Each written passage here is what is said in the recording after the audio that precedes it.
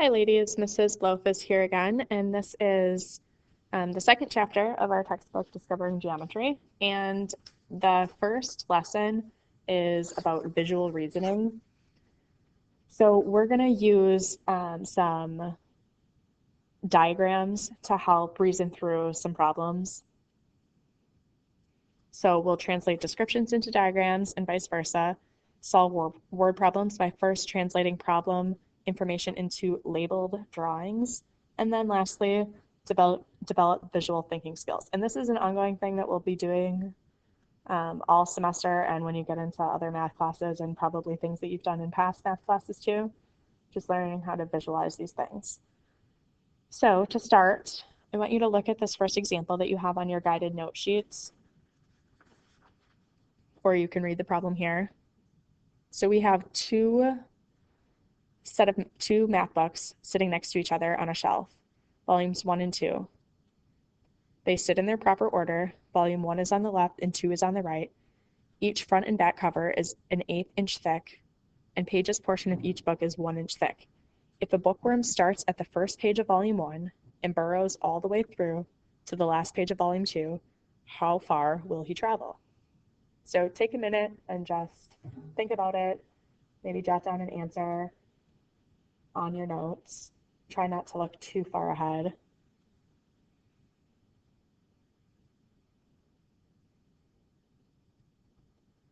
So you probably got 2¼ inches. So that seems pretty reasonable until you set up your visual drawing. So if you look on the screen, you can see the two volumes sitting next to each other, volumes 1 and volumes 2. And think about, where is the first page of volume 1 and where is the second page of volume 2? So right here at this very end is the first page of volume 1, and here, this is the last page of volume 2. So now, with your visual aid, think about your solution to this problem again. So after you draw your picture, you can more easily see, because this would be the front cover, and this would be, if you could see through the book, this would be the cover of volume 1. So now, looking at this drawing aid, think again, how far did the bookworm, this should say worm, travel?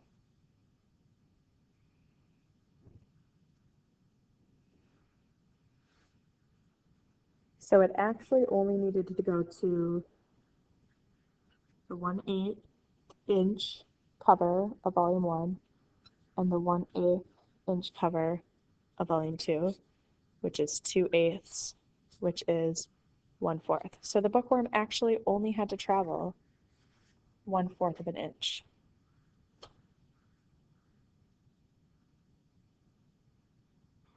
So when you see a word problem or any question really that would be helpful if you could visualize it, if you could actually see it, always draw a diagram. So a picture is worth 1,000 words. You've heard that before. A drawing quickly conveys information from text so that you can actually visualize it. And in geometry, this is very important. We've done several drawings already, but we will continue to draw figures and visual representations of data or given information. So on this next example, and again, you have this on your guided note sheets, or you can read it on the screen. Harold, Dinah, and Linda are standing on a flat, dry field reading their treasure map.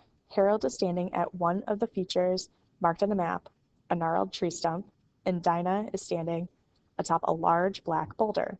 The map shows that the treasure is buried 60 meters from the tree stump and 40 meters from the large black boulder. Harold and Dinah are standing 80 miles apart. What is the locus of the points where the treasure might be buried? Locus, this is a term that actually should have maybe put a little earlier on. Oops.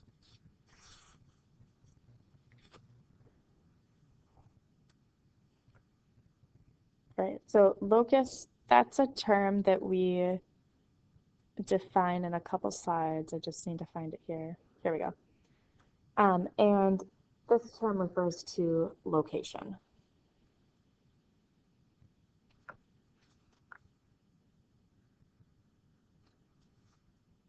So back in this example,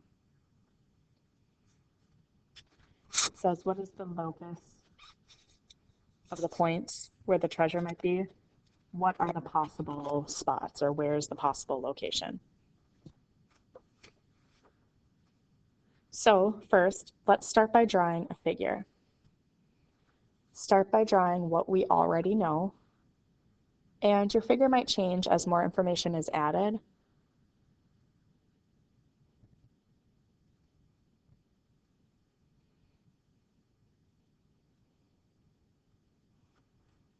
But to begin, we know that the tree stump and the boulder, we'll name them tree stump, T, and boulder, T. We know that they are 80 meters apart.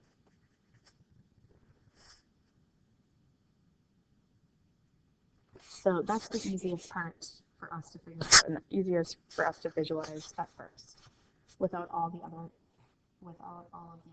details. Okay, so after we can visualize that the tree stump and the boulder are 80 meters apart, we also know that the map shows the treasure is buried 60 meters from the tree stump. So where are all the possible spots that are 60 meters from the tree stump?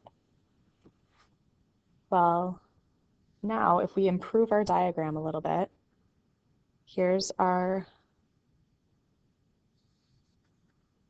tree stump, here's our boulder,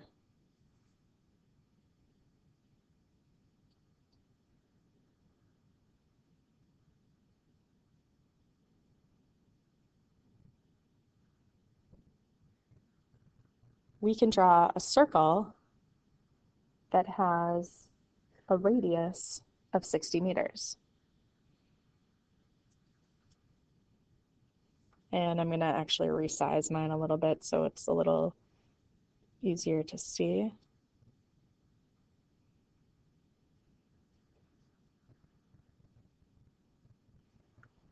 All right, so our radius here is 60 meters.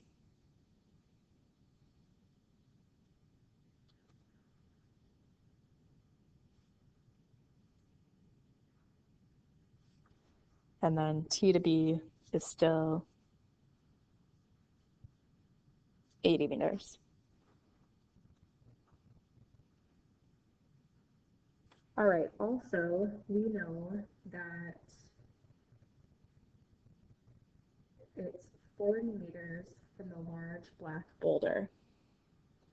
So the treasure is also buried 40 meters from the boulder and 60 meters from the tree stump. So let's think of all the points that are 40 meters from the boulder.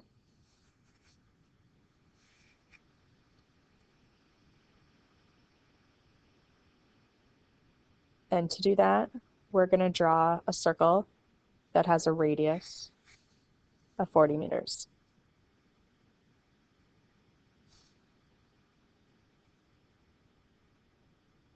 That way, all of the points on the circle are 40 meters away from the boulder.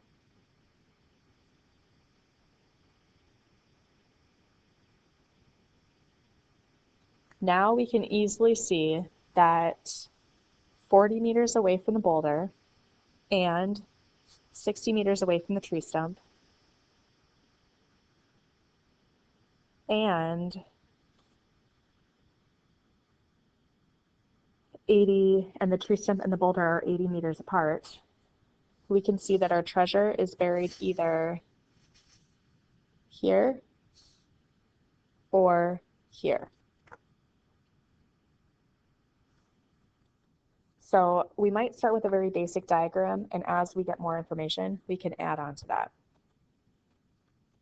So now you try, and while you're working, please pause the video, and when you come back, we can go through the solution.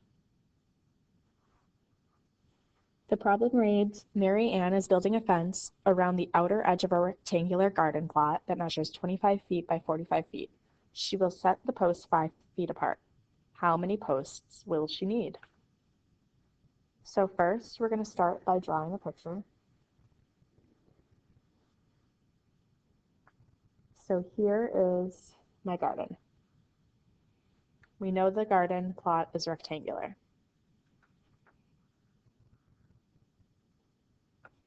And we know the dimensions of the garden plot. We know that it measures 25 feet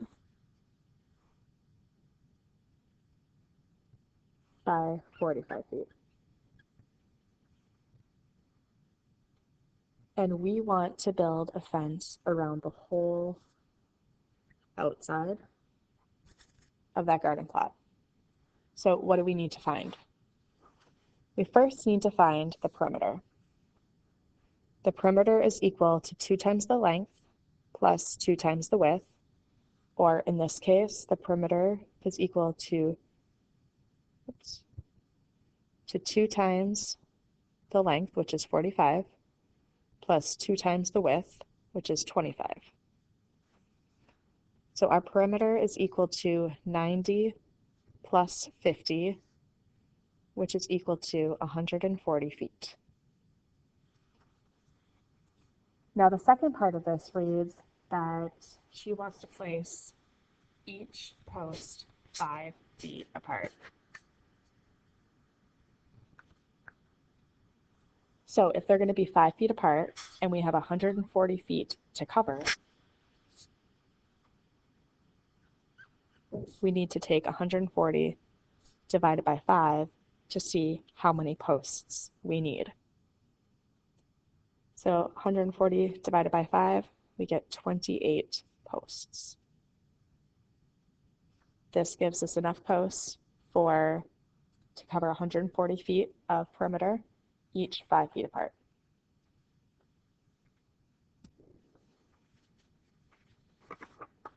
So locus, we already defined locus in a previous problem, but this just refers to location. The plural is loci, L-O-C-I.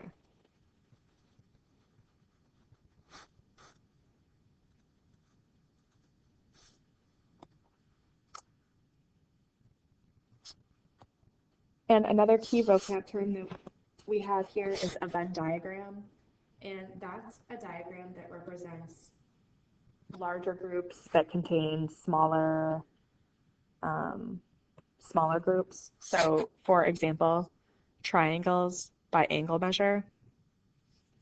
So triangles are polygons, or specifically in this, we have triangles. And within the group polygons, and specifically in the group triangles, we have acute triangles, right triangles, and obtuse triangles.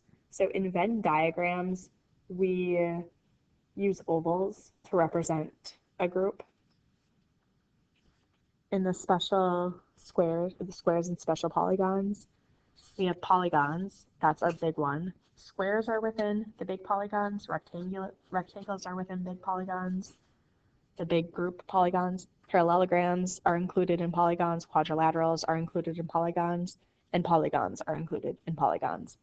But specifically here, we can see that a square is a rectangle. A square is a parallelogram. A square is a quadrilateral. And a square is a polygon.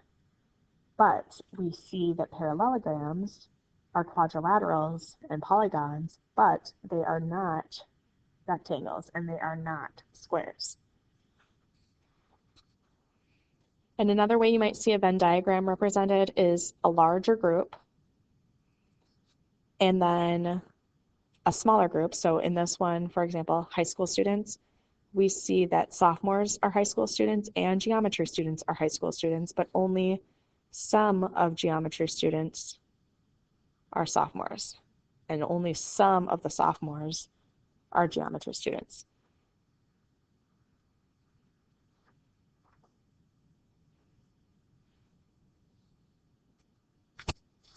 So now on your own, I want you to look at the next question, the summarized question. How does a Venn diagram represent how two or more things are related? So remember that a Venn diagram is a picture, and it shows relationships between collections of different things, what they have in common, and how they're different. So here in the high school students Venn diagram, we can see what sophomores have in common with geometry students, but also that there's a group of geometry students that are not sophomores and a group of sophomores that are not geometry students.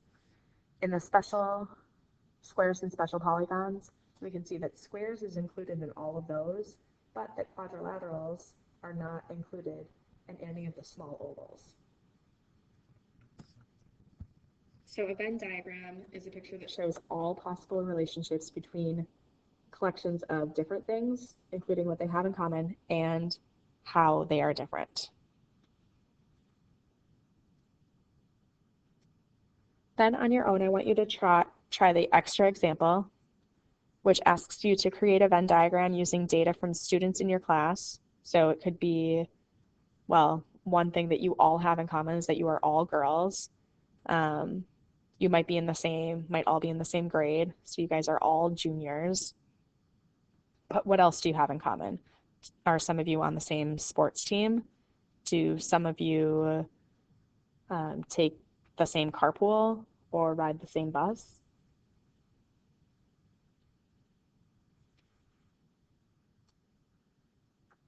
And then lastly,